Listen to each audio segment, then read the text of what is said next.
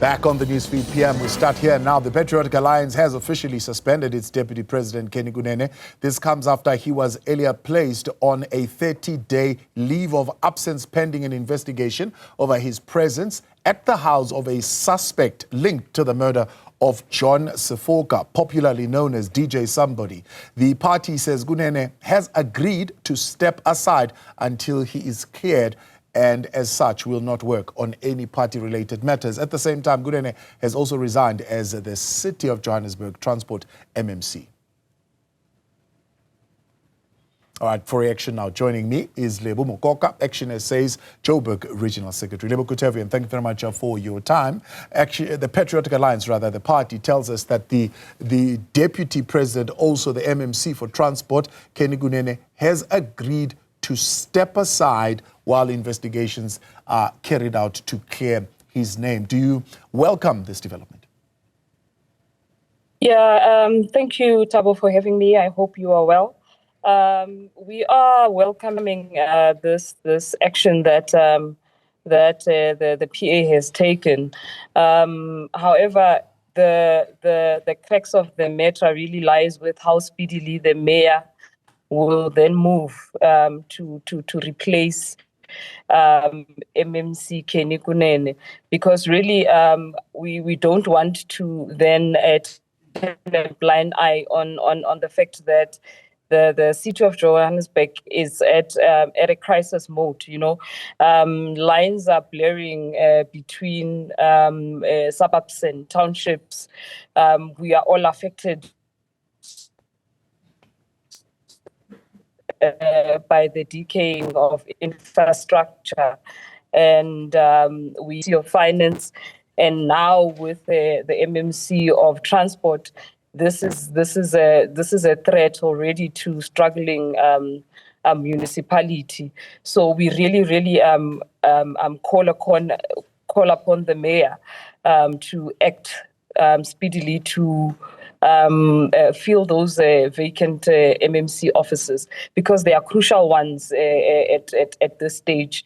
The fiscal discipline is missing, and with Kunene not being in action as well, then that portion as well will have little, close to no oversight at all.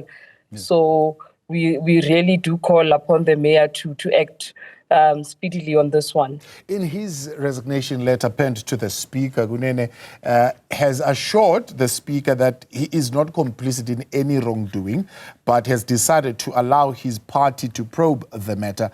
But he also goes on to say that in his time as MMC, he's made significant contributions towards rebuilding the city. Do you believe that this is true? I don't know. The residents will have to judge for themselves, because if it is indeed that he had served in a manner that he had described, I'm sure it would be visible on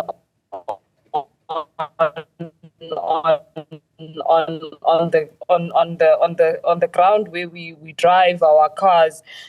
Traffic lights would be functioning, potholes would be less, but we can, in his personal capacity, maybe that really affected the progress of the entire portfolio as it is, because where I drive, honestly, there's potholes, robots are non-functional, and yeah. So with regards to him saying that he has served in a manner that he had served, obviously one would not shoot themselves, but really the evidence that we see tells us if he has worked as he described or not, and the evidence really is suggesting something different.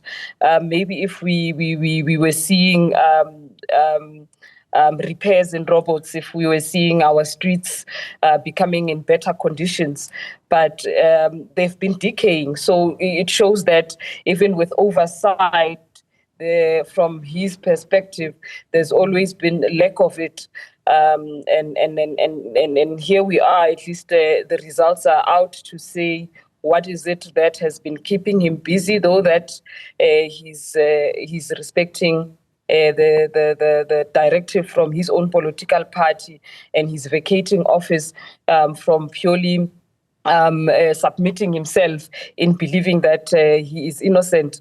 But with regards to governance and what the residents need, really, it's far from even 50% that he has delivered.